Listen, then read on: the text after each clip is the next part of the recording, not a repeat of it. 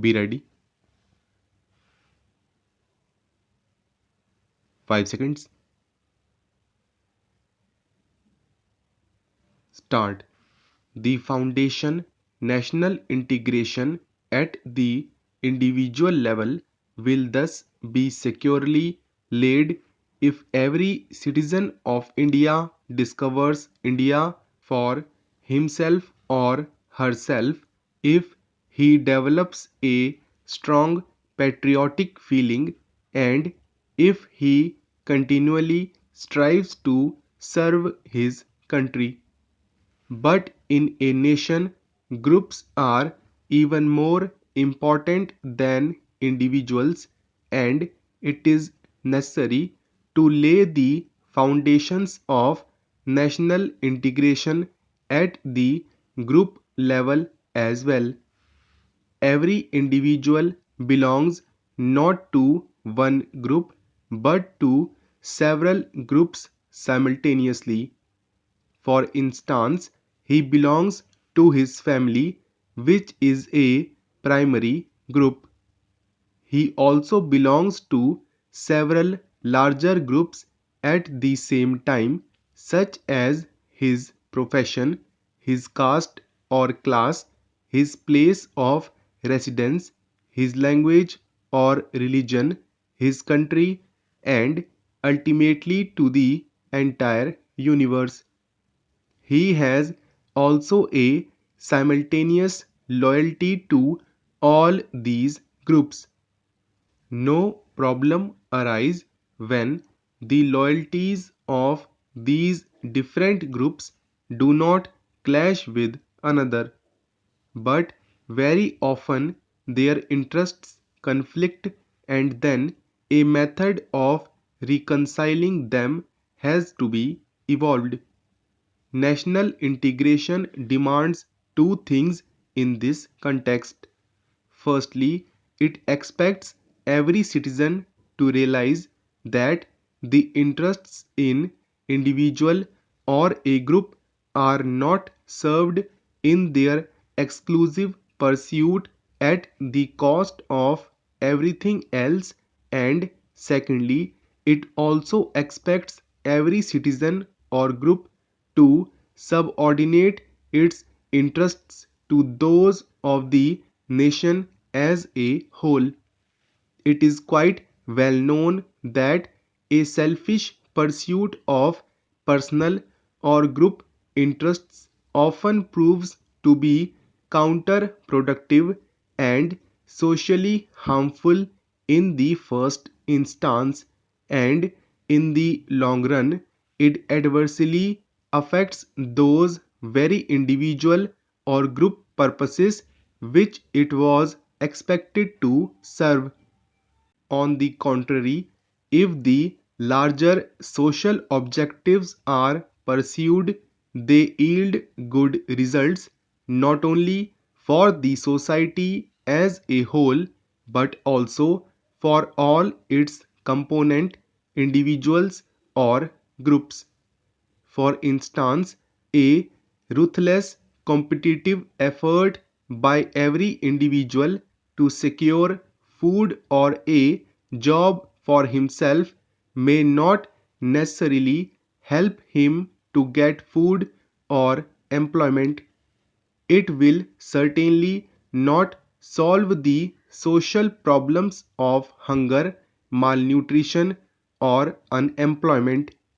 But if all citizens and groups were to strive for abolition of hunger or unemployment in a concerted action, these social problems will easily be solved.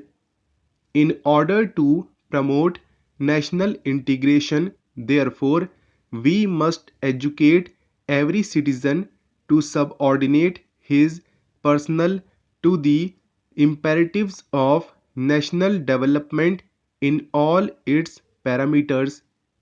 It is fortunate that there are several anti-social forces which prevent the development of national integration.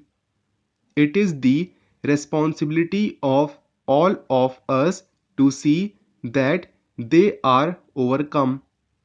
One such important force is regionalism.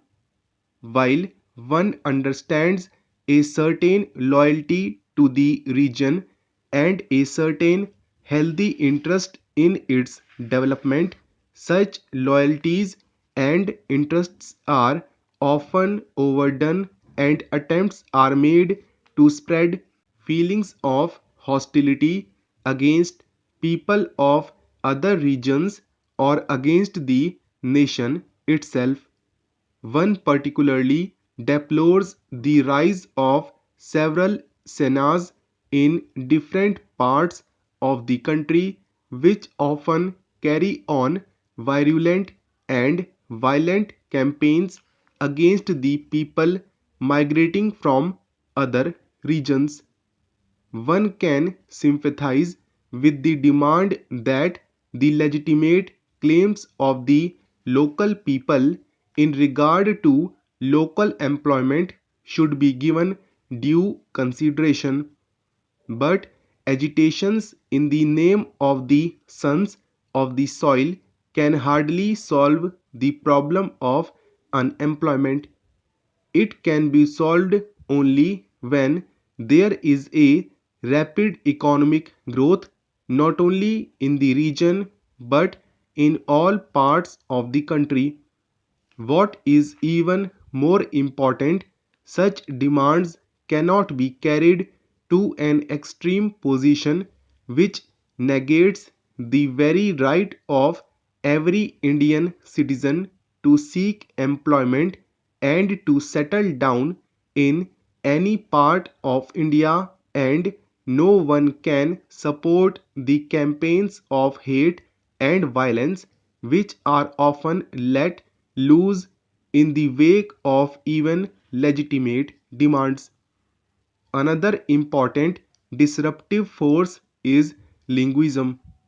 One sympathizes with the demand that the claims of every Indian language should be duly recognized in all development plans.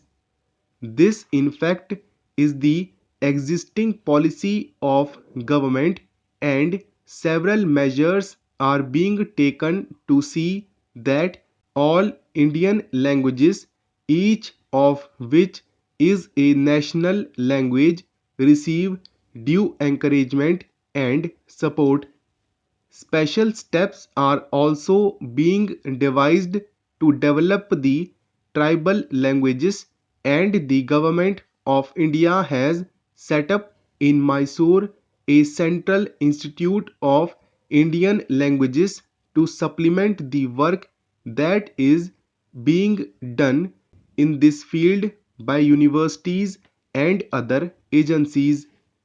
It is, however, necessary to recognize that in linguistically plural society like ours, individual language groups have to adjust themselves to certain national imperatives. We must cultivate English, and in addition, we must study other international languages also on an increasing scale. We must recognize that we do need a link language at the national level, and that this can only be Hindi.